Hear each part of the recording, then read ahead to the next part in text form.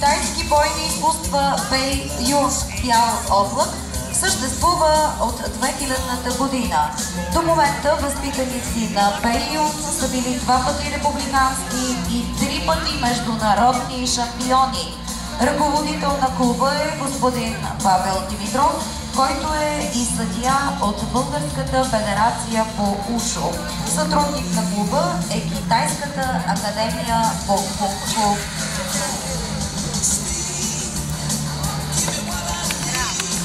Тренировъчни дни понеделник, сряда и петък от 18:30 часа в спортен салон на основно училище Пенчо Славейков, Димитровград.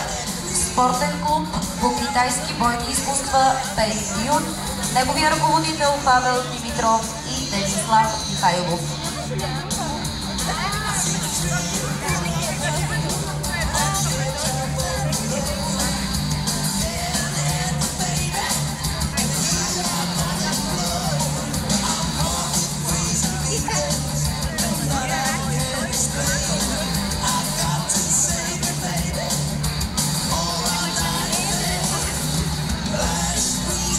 Спортен клуб по китайски бойни изкуства Бей Юн, чието възпитаници са били 2 пъти републикански и 3 пъти международни шампиони.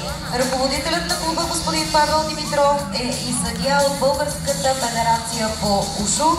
Сътрудник на клуба е Китайската академия по кунг-фу. Виждате ръководителя на клуба Павел Димитров и неговия възпитаник Денислав Михайлов, които ни представят древни китайски бойни техники от кунг-фу.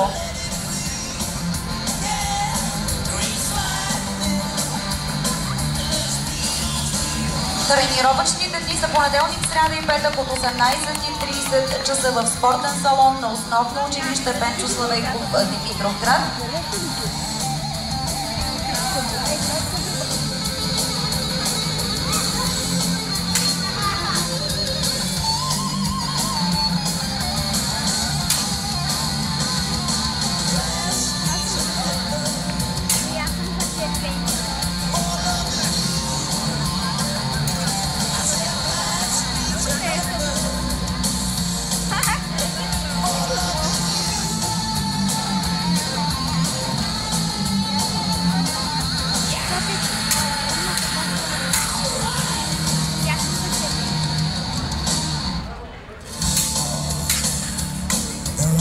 Ръководителят на спортен клуб по китайски бойни изкуства Бей Юн и неговият възпитаник Денислав Михайлов.